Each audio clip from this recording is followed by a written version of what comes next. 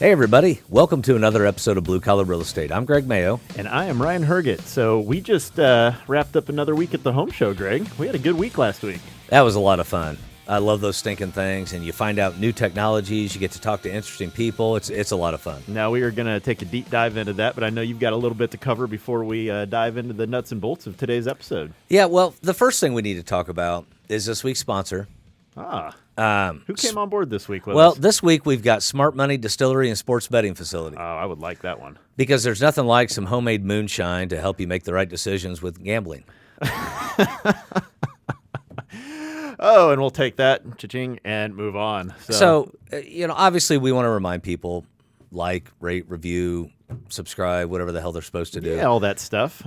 But I wanted to say a thing to possible homeowners that are listening or potential home buyers.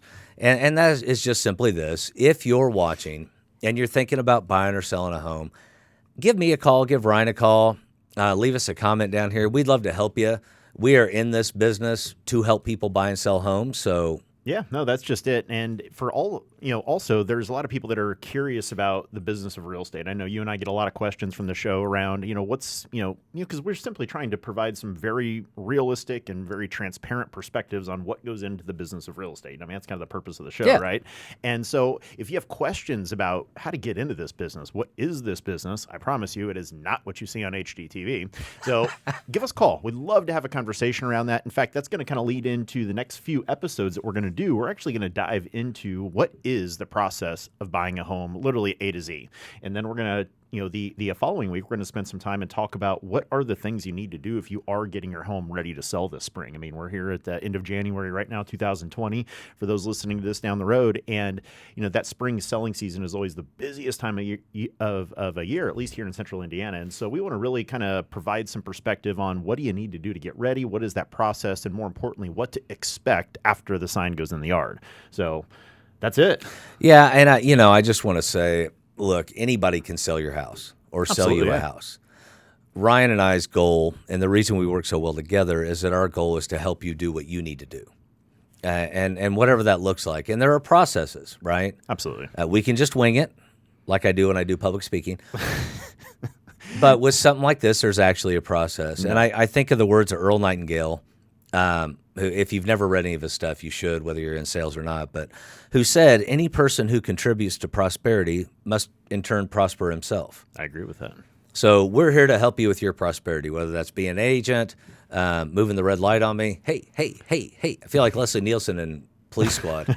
Hey. For those of you listening, log on to YouTube right now and watch. Greg's going back and forth between camera sets here right now. So we're having a good time on the show today. But to get to the point so we don't end up way, way off track, which has already happened while we've been sitting here, but even before the cameras were rolling. But we want to go back to some of the stuff we found at the home show today. Yeah, we had a ton of fun at the home show. We took a ton of video, although my video is not very high quality. That is why I am a real estate professional, not a videographer.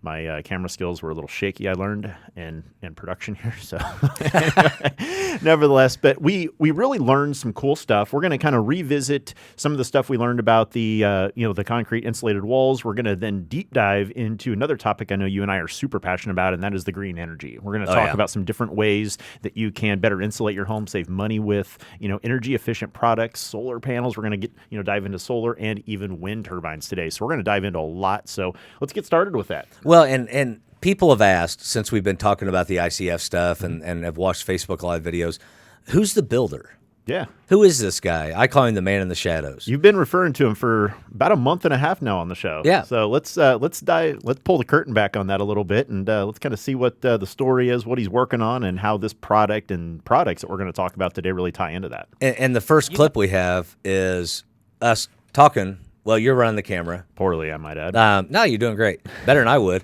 But us talking to Adam, the builder, about his process. So let's go to that clip real quick and see what Adam's all about.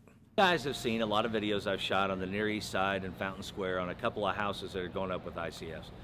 I happen to have the builder with me here today, Adam Knutson with Military Grade. How you doing, brother? Great, Greg. How you doing? All right, great. So tell everybody, what made you start using this product? Because you got 4 houses going up with this stuff this year, right? Yes, sir. We do. Main reason for building with the ICF is longevity. I'm trying to build a legacy with houses. from the beginning, I started with renovating houses, and I saw how well these houses were built back in the day. And these houses have lasted for 100 years. And I thought, man, what is the best way to make that happen for myself? And to honor those craftsmen that do that. And ICF, I met Zach about 3 years ago, and he introduced me to ICF. And it's been on my forefront of my mind for those 3 years, and I finally be able to pull the trigger this year. Now we have 4 projects. We're looking to do more. Our first sale is going to be sometime in March, if not sooner. I tell you, these houses, I get the legacy, I get the long lasting, I get one of these will be standing 200 years, long after you and I are long gone, especially me. But there's also a green element. There's also an energy efficiency element to these, and to other things you're doing with the houses. Am I right? That's correct. The main, with the green element side, is we're doing, trying to use the least amount of energy to make the house most green friendly, honestly. Then that also gives us a fiscal responsibility with the homeowner. They are spending less money to have that house, and it's just going to last longer as that goes. Now, the other thing we're doing with the house, what Greg was alluding to, was if this house is there for 200 years, that house's layout is not going to be what is desired in those 200 years from now. So the way we're constructing homes is so we can tear out every single wall on the inside, and we can revamp it to whoever's desire without any major structural changes. So essentially with the ICF walls and with the floor trusses that I've shown on other videos, we've made every interior wall a partition wall. Correct. There's no load-bearing walls in the middle of our homes. And that is solely for the future to be able to enjoy that house as much as the first person does. And with the 4 we got going on right now, we're kind of spanning price points in the city, aren't we? We are. We started at an entry-level price point, and then we are going to the luxurious price points as well. That's our higher end on the east side, and then we are in the Fountain Square market as well. And we're at a great price point. The ranch I keep showing you guys on St. Pete, that's his ranch down in Fountain Square. It's going to be half of what the one on 12th Street is, roughly. Right. But still a wonderful home, still energy efficient, still a great layout, still a 3-bedroom, 2.5 bath. We'll talk about that more later. If somebody wanted to talk to you about building them an ICF house, that'd be a conversation we could have, right? It's definitely a conversation we can have.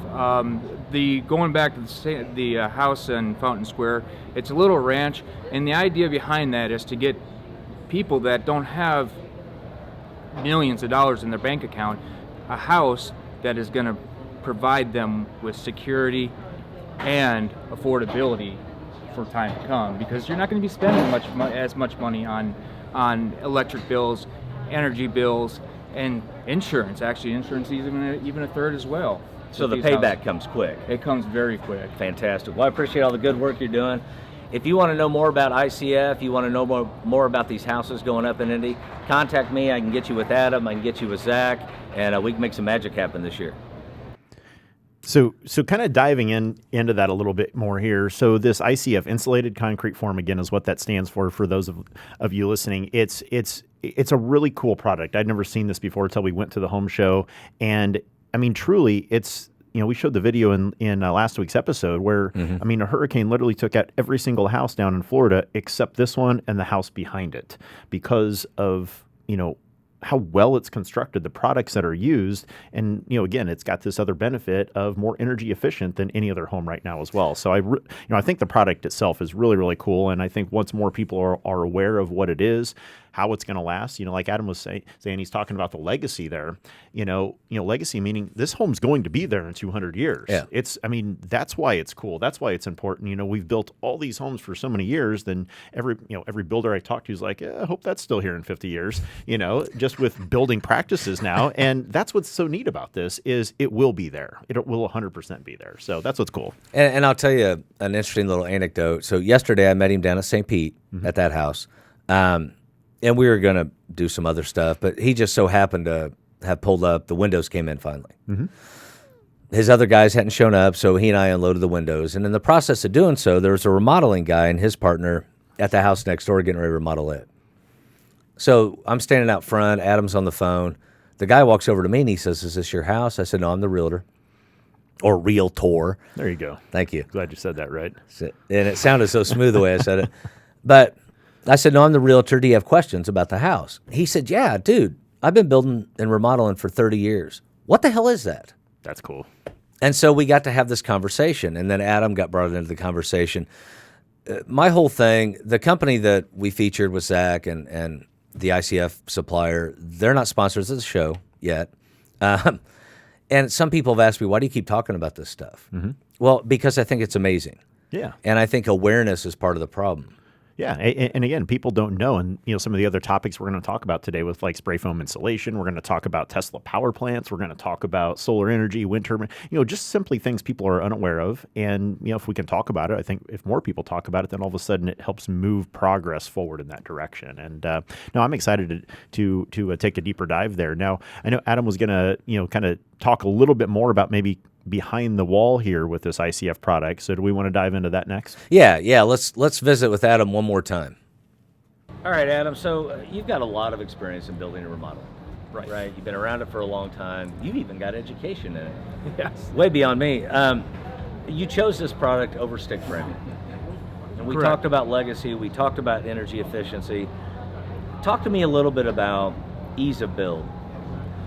Construction process with ICF is by or none.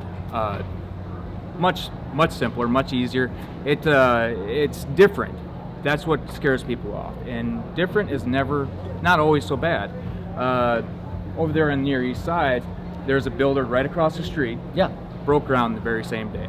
We were framed in 2 weeks ahead of him, and he is an accomplished builder himself. It's not the first time he's actually put up a house. So I'd say the talent levels are the same, if not more on his side. He's probably better than I am. But this product alone, along with J. Merrill Construction, great product to deal with.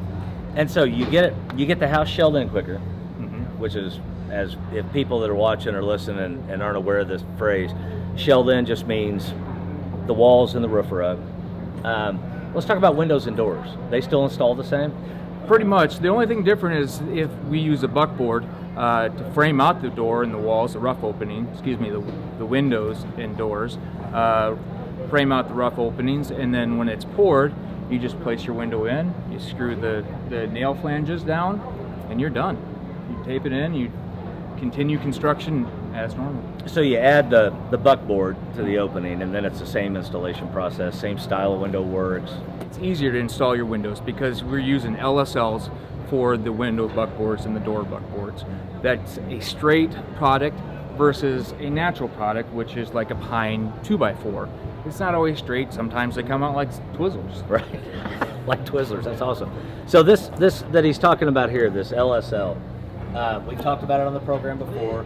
It's an engineered wood product. You can see the laminated strands in here, and it gives you a straight, square, plumb opening, so it makes installation easier.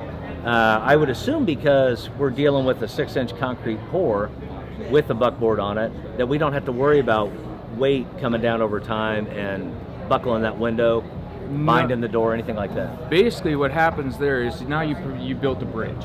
All our bridges in the U.S., or a majority of our bridges, are built out of concrete and steel, and that's what these things are built out of. That's what that house is built out of. The future, barring an E5 or earthquake that's going to take down and devastate the whole city, this house is going to stand the test of time because it doesn't move. It won't move. There's no settling. One of the reasons these don't settle is because we use Performa-Drain on the footers. Now talk about that a little bit. What's this product? So Performa-Drain, what it does is pulls all the water away from the footers of the house. Then you don't have the moisture and the problems that a normal house would have without the Performa-Drain. The other beautiful part about Performa-Drain is it is your footers forms. So you just place them up, put them in place, pour your footers, and build from there. I think one thing that I really like about that, because I'm now dealing with today, as soon as we're wrapped up with the show, is I'm going to go deal with my, I think, 7th crawl space issue already this year because of water around the perimeter not getting away. And so, I mean, things that, seem like drainage on a house is not a very sexy subject to talk about. However, it's incredibly beneficial to just simply educate yourself on and know about, because I've got two $15,000 and $18,000 like foundation problem things because people don't take care of their crawl spaces like they always should. And, getting that water away from the house is so, so important. I'll stop with my crawl space rant right now. And it's not pretty money, is it? No, that is 100% ugly money. And if you don't know what we're talking about with ugly money, it's the stuff that you don't like to spend money on, like crawl spaces, roofs, mold remediation, anything like that. The thing is with that, I always forget the name of it, the drain form thing. Drain, that Adam was talking about.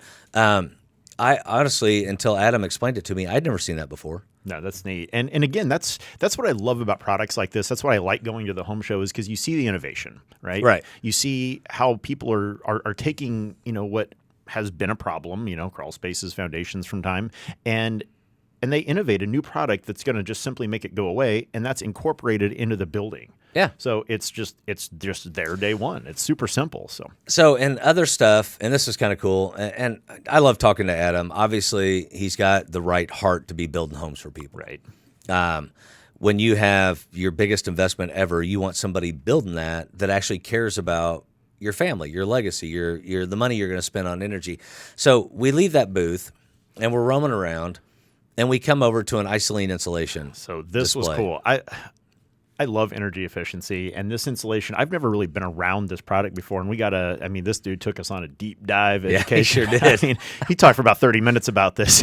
So Went into the physics. So he totally geeked out about it. But let's talk a little bit about this icynene insulation, because this is not the normal insulation that you see if you crawl up into your attic and then you've got all that dirty, dusty debris. This is something completely different. So tell us about this. No, and one thing I need to mention, as we got talking to this guy, who is super cool and super knowledgeable and way smarter than me, but he is the supplier, the contractor that did the spray insulation and the roof structure of Adam's builds. Oh, that's cool. Small world, yeah. That's cool. So icynene insulation, obviously it's a blown-in product. It goes in wet, we'll say. Here's some of the benefits of it. Number one, it seals all the cracks. Right. Any penetrations at all. It's better insulation quality than batt insulation. Why so? Let me mainly because it seals the cracks. That's just it, yeah. I mean, air will find a way to get through. And because cold and air, cold and heat. So we see all those cracks. Now nothing's moving. It provides that air barrier. It provides a better sound barrier than just bad insulation, which is really important if you're downtown. Absolutely. I was showing a house yesterday down just east of Fountain Square, and I didn't realize how close I was to the railroad tracks until I was standing in the kitchen and a train went by blowing their horn. Right. And you can totally hear that. A train went by on St. Peter, by the way. No windows up yet, just plywood over the windows, but standing in that ICF house, and I could barely hear it. That's cool. That's a really cool story, and just another ancillary benefit to what that offers. But one thing I really like about this insulation, I think there's a lot of unknowns about it, out there in the marketplace. But exactly what you just said, it's a more efficient form of insulation. It's going to work better than, spraying in fiberglass or spraying in cellulose insulation, because it is going to seal all those cracks. It's going to be there forever. And, there's a lot of, of concerns that people have. Well, is that going to trap moisture in there? Well, one thing that this guy shared with us is, there's two different types of icylene insulation, but the one that they generally use in residential applications, it actually lets the water just go through it and then drop down, so you could still identify if you have a leak before it becomes a bigger problem. So it's, now I was super encouraged just having the conversation around this. And so if you've never been around this before, I definitely encourage you to Google icylene insulation and just better understand, educate yourself on what kind of product this is. Because again, if you're looking to save a little bit of money and you're planning on being in your home for any extended period of time, this is a great way to do it. And for me, so after talking to this guy, and then I went online, did some research myself, and I talked to Adam about it. My house was built in 78.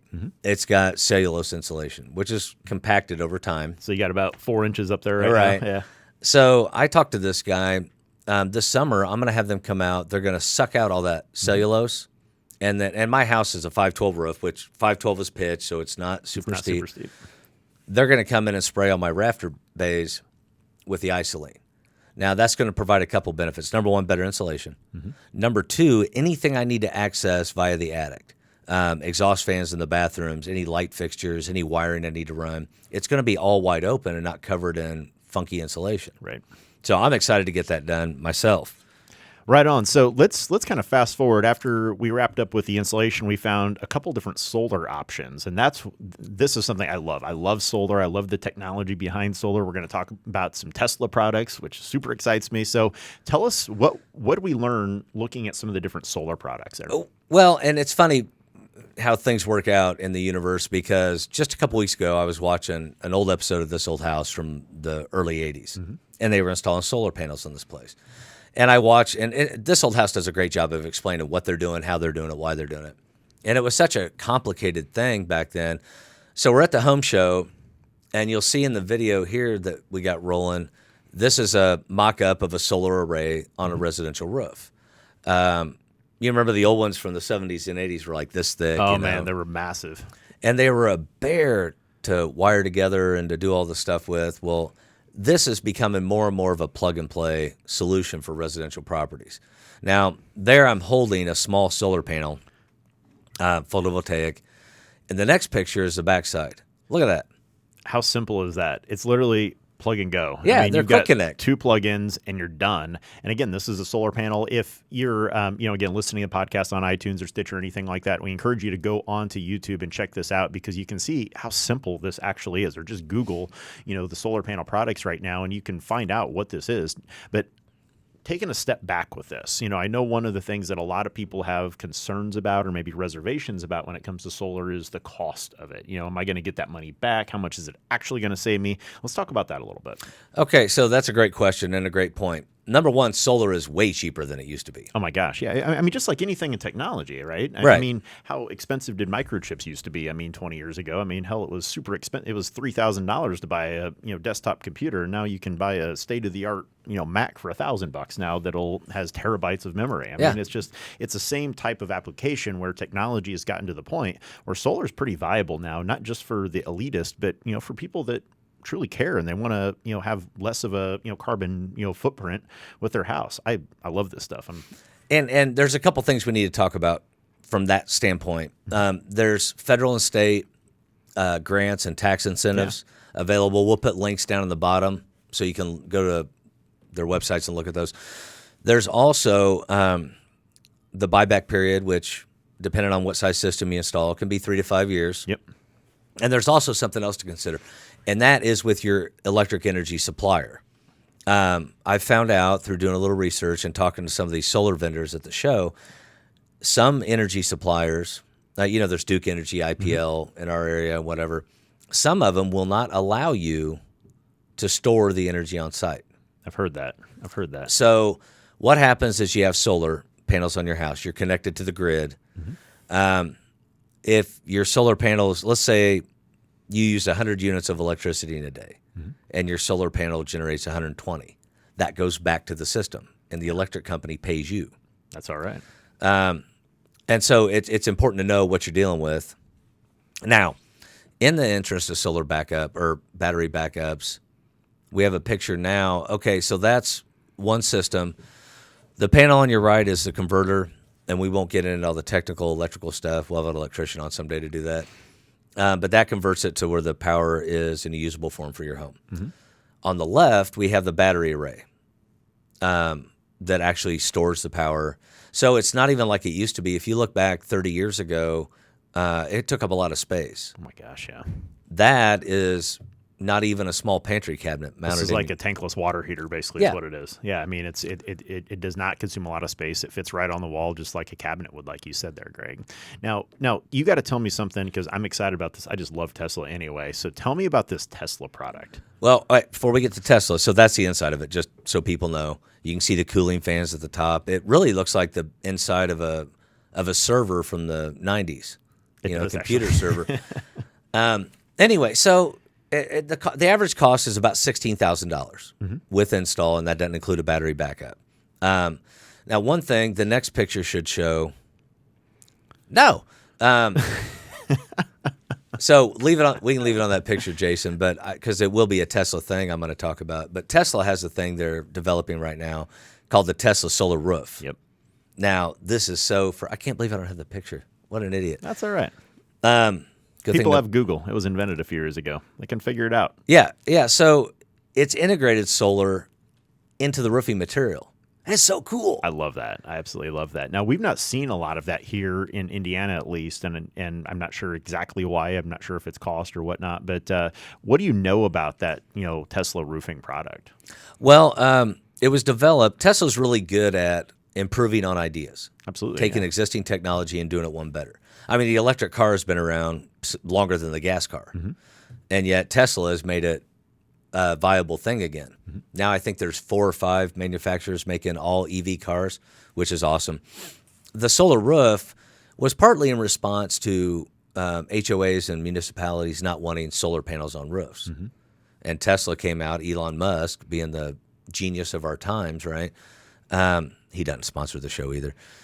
Came out and said, but he does watch, hey, we could make an integrated roofing system that will provide all the benefits of roofing and provide solar. And this technology, now this is cool, and I don't want to get off on a thing with it, but this technology, they're also trying it and doing tests and different applications on automobiles. Oh, sweet. I didn't know that. That's really cool. So when they can get the collection more efficient, given the surface area you have to work with a car, we are looking at not too far in the future having solar-powered electric cars. I want that. That's that. Boss. You just want it because of the torque, Mr. Race Car Driver. Heck yeah. So tell me about this Tesla Power Box now. I'm excited. You've stalled on this one long enough. Tell me about this thing. So Tesla Powerwall. Now, with installation, they're about $9,000 to $12,000. Here's the coolest thing about it. Not only is it a super efficient battery system, I mean, look at that compared to the big one we just saw. And it looks cool as hell, too. Well, yeah. Which is probably the most important part, I would imagine. The coolest part was the Gullwing SUV Tesla that was sitting right behind this. But anyway, it pairs with solar. It can be used, and this is, to me, the coolest part. It can be used as a power backup when the grid goes down. Yeah. So we've all been at houses that they got big Generac generators sitting outside, diesel powered. And I'm not saying those are bad. In fact, they're very good, especially if you live in a rural setting. But what if you could store the electricity in something like that? And just like a generator system, when the power goes down, then essential circuits are live. Not all of them. But what if you could store all that power in something like that, the size of a small medicine cabinet, and not have to worry about burning diesel or if the lines freeze? That's just it. Yeah, I mean, the efficiency of it seems like it's, unsurpassed, what some of the other products out there are as far as a generator or, battery backup system for your home. So now I know we've got one more topic to dive into here today, and that is wind. Using wind for more energy as well. So there's a couple different products that you ran into there. So tell us about this. So I've not always, I hate when I say stuff like that. I'm a Hoosier. I say always when I mean for a while. From time to time. And the other day could have been yesterday, could have been 6 months ago. Wind power. So when you're out in Nebraska, which you're from, and I lived out there for a while, and I still go see my son and his wife and kids, but it's windy out there all the time. Like 35, 40 mile an hour winds, flags blowing like straight out. Yeah, it's insanely windy out there. And on I-80, once you cross the Mississippi, you see these giant wind turbines everywhere. Yep. And that's what a lot of people think of when they think of wind power. However, even somewhere like Indiana, and what we see here in this picture is called a vertical axis wind turbine. It's small. I guess there's really not a good perspective analysis, but it's maybe 4 or 5 feet tall. You can mount that on a pole outside your house. Yeah, just like a flagpole type thing. Right. Yeah. And it'll generate wind power for your home. You really need one about that size that generates from the research I did, about 5 kilowatt hours in order to make a dent in your electric bill. Yeah. Now, the payoff on these is more like 12 or 15 years, so it's a little bit longer. Right. Yeah, that's where this, wind is not, from, our knowledge, especially with, the residential home application, it's it's not quite where the solar is yet, from my understanding. Is that fair? So Yeah. it's not far behind, and it's certainly something that is viable. It's something that you can apply if you want to, but yeah, it's not quite as viable from an economic perspective as the solar products are at this point in time. No, and wind is focused largely over the last few years on industrial and commercial. The giant wind turbines that we were just talking about. See those blades going down the interstate? Yeah. They're like 2 semis long. I mean, it's insane how big that stuff is. You remember a few years ago, T. Boone Pickens? I do not. He was some dude out of, I don't know, Texas or Oklahoma or something, some billionaire. His name was T-Bone, though. Was it T-Bone? Is that what you said? T-Bone or T-Boone? T-Boone. Oh, I thought you said T-Bone. So I was like, that's awesome. His name's T-Bone. It is not T-Bone. He's a vegetarian from Texas. See, T. Boone Pickens, I'm pretty sure was his name. And his big thing was he's run all these commercials about he was going to put enough wind power up through the middle plains of the country, from Texas all the way up to Canada. Kind of redundant, that's where the plains are. But that he would be able to power the entire country. Now, whatever happened to him, I mean, who knows? But my point is that's where the focus has been with wind energy. Whereas solar has gotten smaller and smaller and smaller. Now, the next one.